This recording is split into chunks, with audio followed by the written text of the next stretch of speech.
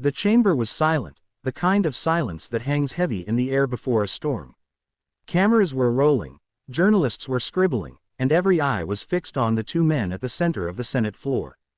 Adam Schiff, sharp in tone and precise with his words, leaned back with a smirk that carried both arrogance and certainty. He had just delivered a blow he thought would be the finishing strike, mocking Senator John Kennedy's education, dismissing him as a man unfit to debate complex national issues.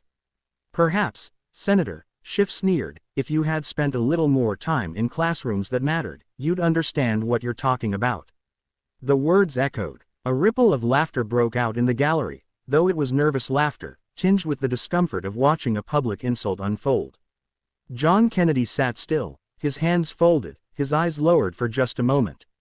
To many, it looked as though he had been defeated, silenced. Schiff's supporters exchanged satisfied glances, convinced the exchange was over. But then Kennedy lifted his head, his eyes steady, his voice calm, and what followed was something no one in that room would ever forget.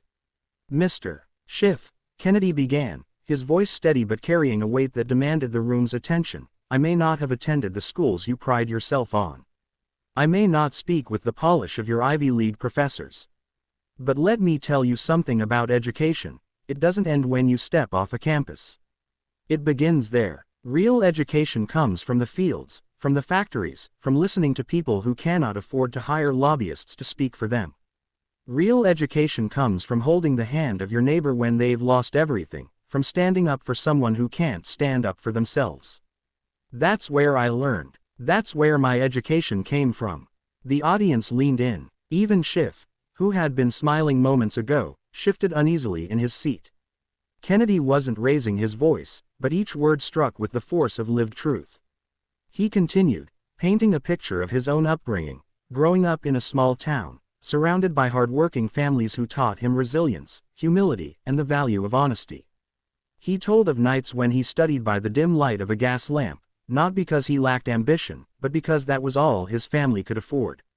He spoke of working jobs while studying, not to earn accolades, but simply to keep food on the table.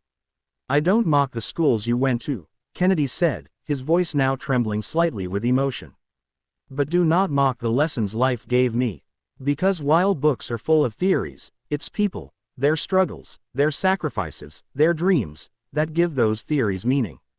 And I will not apologize for standing here as their voice." A hush fell. For the first time that day, the audience wasn't watching a debate. They were witnessing a confession, a piece of a man's soul laid bare for all to see. Schiff tried to interject, but the energy in the room had shifted. Every eye was on Kennedy, every heart pulled closer to the truth in his words. He leaned forward now, speaking not just to Schiff, but to everyone listening, both in that chamber and to the millions watching from home. Some of the greatest leaders in history weren't polished men from prestigious institutions. They were farmers, soldiers, teachers, and laborers. What they shared was not a resume but a love for their people and a willingness to serve. If that's not education, then I don't know what is. The room erupted. Not in laughter this time, but in applause. It wasn't the polite clapping of protocol, but the thunderous roar of people moved beyond words. Even those who often opposed Kennedy's politics found themselves nodding, their hearts stirred by the sincerity of his response. Schiff sat back, expression unreadable, but the silence on his end was louder than anything he could have said. Later, journalists would write about that day as a turning point, a moment when a man dismissed for his lack of pedigree reminded the nation that intelligence is not defined by the name on a diploma, but by the heart behind one's words and actions. And when Kennedy walked out of that chamber, the applause still echoing behind him, he carried more than the pride of winning an argument.